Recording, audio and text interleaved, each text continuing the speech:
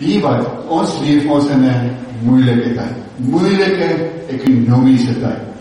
Mense het nie genoeg geld. Ons het probeer maar gate toestop, maar dit is maar moeilik. Politieke bestel is maar baie plofbaar.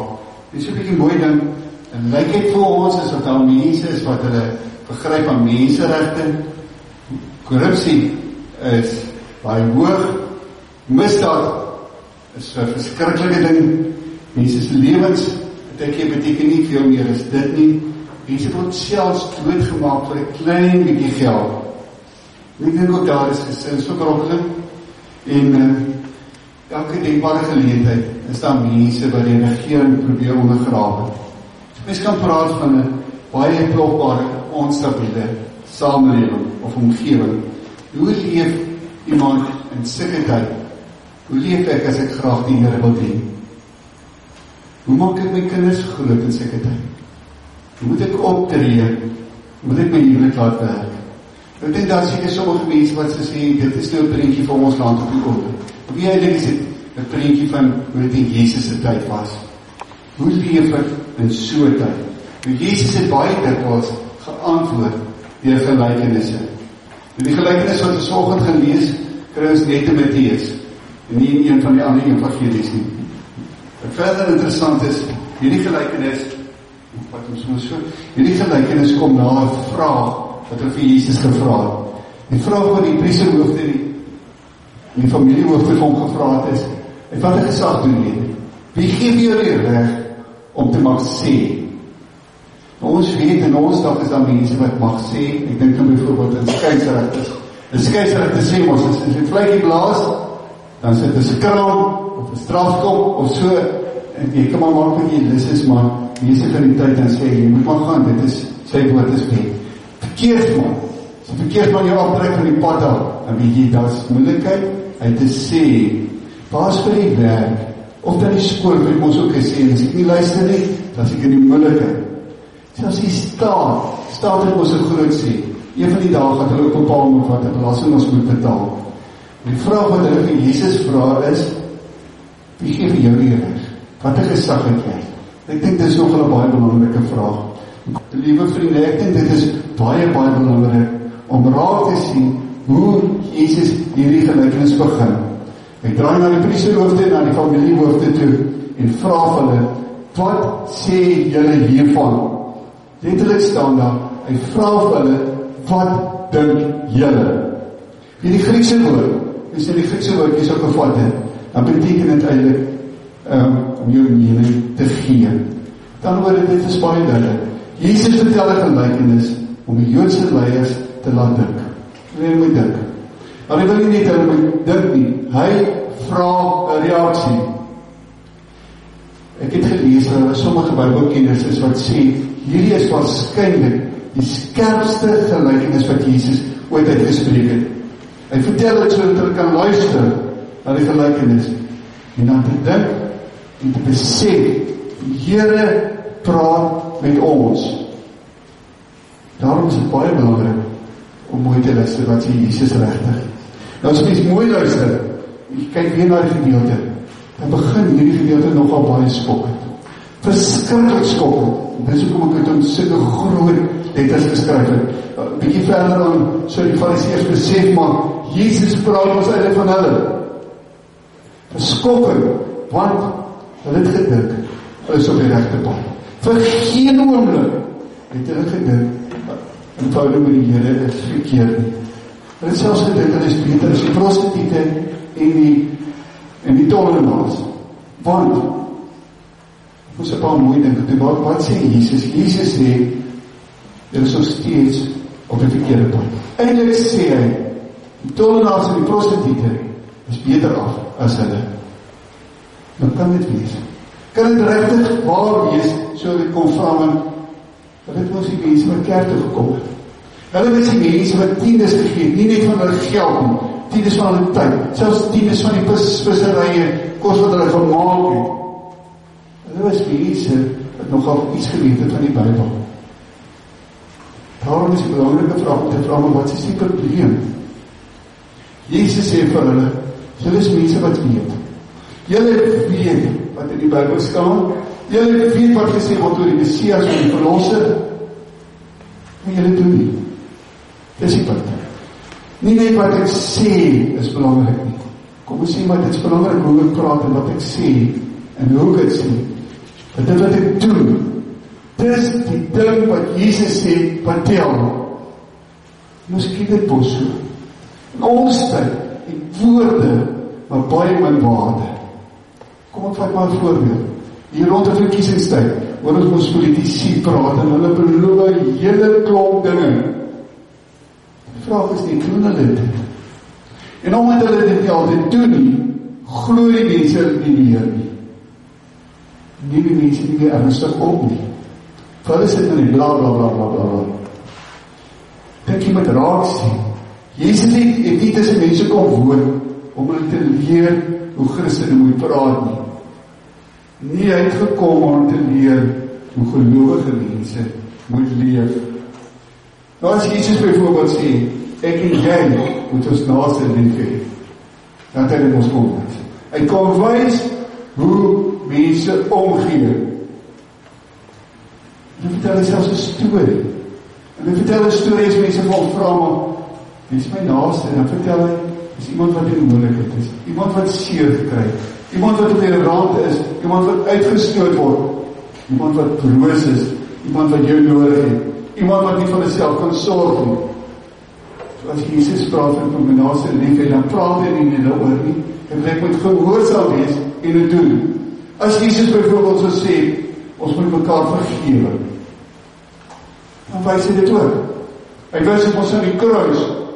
Hy vra nie vir mense wat hy nie self doen nie, maar hy dan die eerste woorde was, Vader, vergewe hulle, hulle weet nie wat hulle doen. En dan vra hy van jou vir my, om ook mense te vergewe. Selfs mense, wat met te nakom. En leer ons ook om so te bid. Vader, vergewe my soos ek my skuldenaars vergewe. As Jesus so sê, volg my, dan bedoel hy, loop agter my aan. Eintlik kan hy voorloop of my die pad wys, dan gaan hy vir my vissers van mense maak. Ek dink ons het nogal nou hier ietsie begin verstaan, ons sê baie keer vir mense, ek moet getuie wees, maar mense doen dit nie. Hoekom nie? Omdat jy agter Jesus aan, omdat jy vir Jesus vertrou nie. Hy maak ons getuies. As Jesus sê ons moet verskil maak hier in die wêreld, as jy voorbeeld gebruik van die sout en lig vir die wêreld, dan seën hy eers vir my, om 'n seën te wees vir die nasies. Soos ek kan aanvang, ek hoop jy sien raak, Jesus stel 'n geweldige hoë premie op gehoorsaamheid. Dan vra Jesus in ons gelykenis, wie van hulle, praat hy over hierdie twee seuns, het die wil van die Vader gedoen? Weet jy, beide, hierdie twee seuns was uit verkeerd. Maar wat het die eerste seun gedoen? Die eerste seun het bloot eenvoudig gesê, ek wil. Weet, dit is 'n verskriklike ding om daardie te sê. En daai tyd, as pa iets gesê het, dan jy dit gedoen. Daar was histories daaroor. Jy het dit eenvoudig gaan doen. En as jy dit nie gedoen het nie, en die wet bepaal, word jy uitgeskuif uit die dorp. Dan is jy net nie meer deel van die dorp se gemeenskap. Daar was die vraag daaroor nie, dis nie doen. En hierdie seun sê, nee. Gelukkig het hy agterna, ja, gaan doen, hè. Maar die ander seun, hy sê, ja, pa, dit klink wonderlik, dis ons wat die graag van die kinders moet doen. Maar hy het nie gaan doen. Hy het nie gaan doen wat pa vra nie. Sommige net gou so terwyls. Want jy nie so nie. Ek sê my kamer regmaak, pa, maar ek wil nie gou hierdie vir die klaar kyk. Of hierdie program kan maak. En dan wat gebeur? Dan vergeet ek daar. Nee. Of ek sal die volgende drom uitgooi. Ok. Hy het gesê ja. Maar hy het nie gaan doen. Hier sien is dadelik interessante ding. Dit is al twee kinders. Dit sê nie eenvoudig, ek en jy hoef nie perfect te wees. Jesus vra vir die mense, wat het julle hiervan? Wat is jou mening? Hoe raak het jou? Waar sien jy jouself? Sien jy jouself, hierdie oukie wat gesê, nee, ek is die lusie. Later ons spijt gekry, dit gaan doen. Of sien jy jouself in hierdie oukie, wat sommer makkelijk ja sê. En ek gaan doen dit.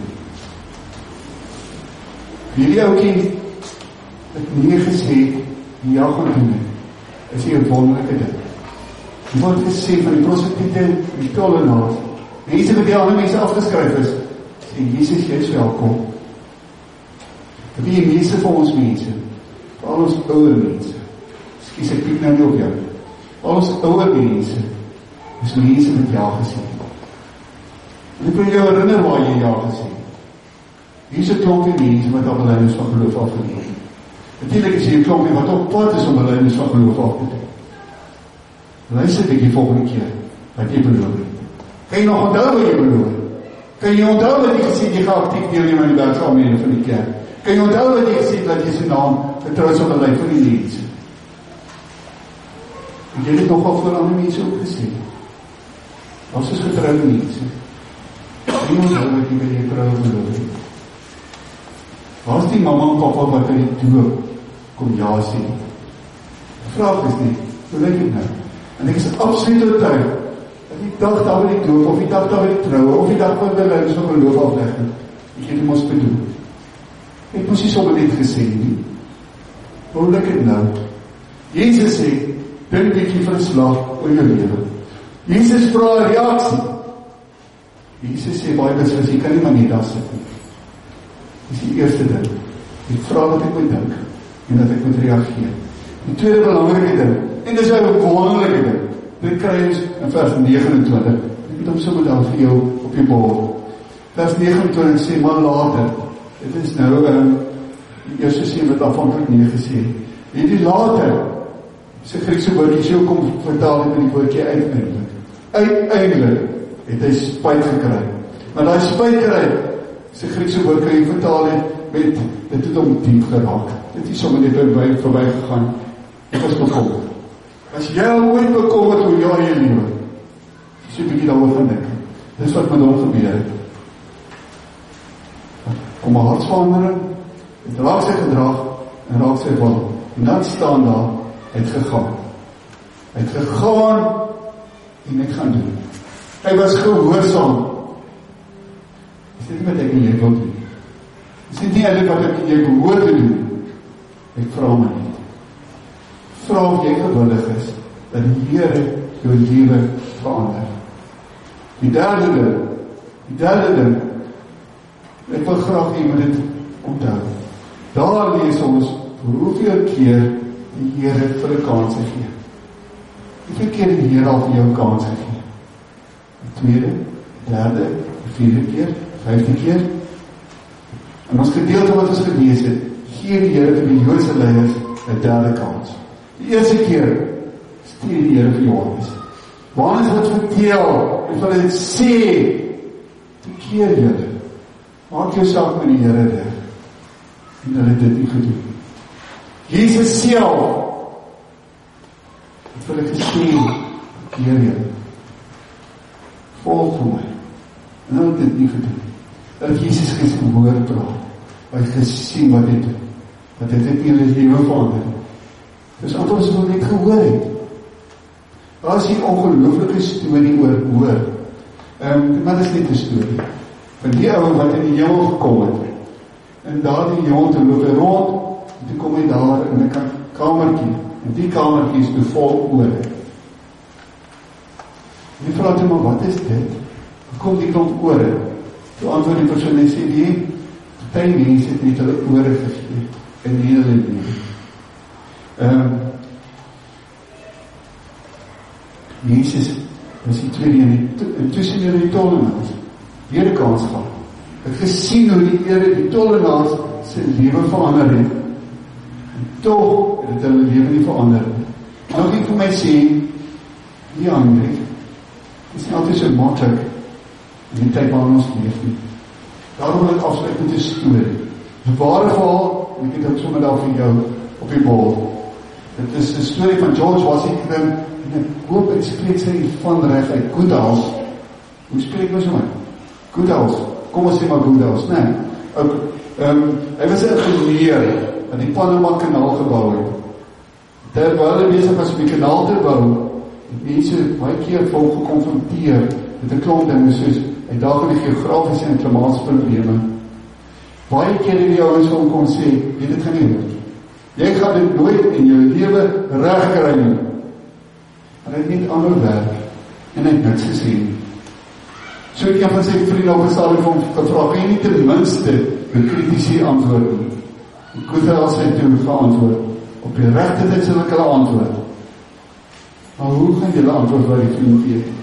En Goodhouse se antwoord was, met die kanaal. Die kanaal is daar. Hoe antwoord ek op hierdie lewe? Jy dit wat ek doen. Toen net eenvoudig, Jesus vra. Hy vra nie volmaak die mensie nie. Ek dink nie, jy wil nie te prater wees nie. Wie is die doener? Jesus vra, wat sê jy hiervan? Wat is jou mening? Hoe raak het vir jou?